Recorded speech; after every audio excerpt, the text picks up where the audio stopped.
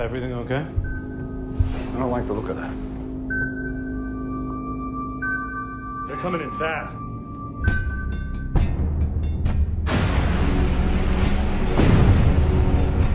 This is Mask, Alabama. We are an unarmed freighter. We have 2 skiffs approaching with armed intruders. Potential piracy situation.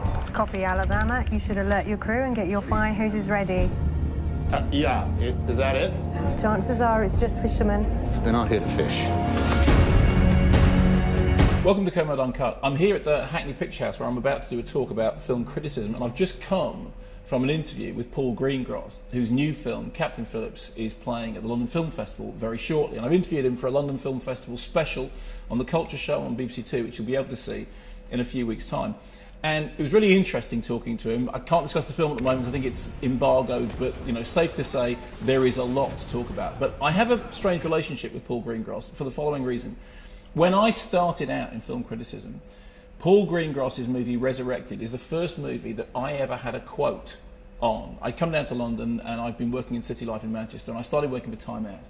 And Time Out had just launched a monthly magazine called 2020, and I got sent to review Resurrected, which I really loved. It was a Falklands War drama, had a brilliant performance by David Thewlis, who at that point was so relatively unknown that the press notes actually spelt his name wrong. They said it was starring David Thewlis. And I was blown away by the film, and I wrote an unconditional rave review. And that unconditional rave was picked up and unsurprisingly quoted on the poster. I think I said like one of the most challenging films of the year, and I think I used the word astonishing, and that went straight on the poster. Sometime later, Paul Greengrass got in touch to say, look, thanks very much, it was really nice that you were kind about the film. The film did fine. When other people saw it, they liked it, it got very respectable notices, but people pointed out faults with it. Nigel Floyd, who I admire very much, said, yeah, it's great, it's a bit televisual. And I remember reading that review and thinking, oh, why didn't I notice that it was a bit televisual? And the reason was very simple. I was new to film criticism. I hadn't seen that many films that year. I was still at that point where it was totally possible to be blindsided by something because you hadn't seen an enormous amount of cinema. Now, one of the things you learn as you go on in film criticism is that you tend to write reviews that can't be quoted on posters. Because I remember when the quote appeared on the poster, somebody said to me, that's great. Now you have to live with that. In 4 or 5 years' time, will you still feel proud of having said, this really is one of the most important films of the year? Well, I was really lucky because it turned out that Paul Greengrass, who at that point was a fairly unknown director, he had a great background in documentary and television, went on to be arguably one of the most important directors working in cinema today. Of course, he directed United 93, he got Oscar nominated.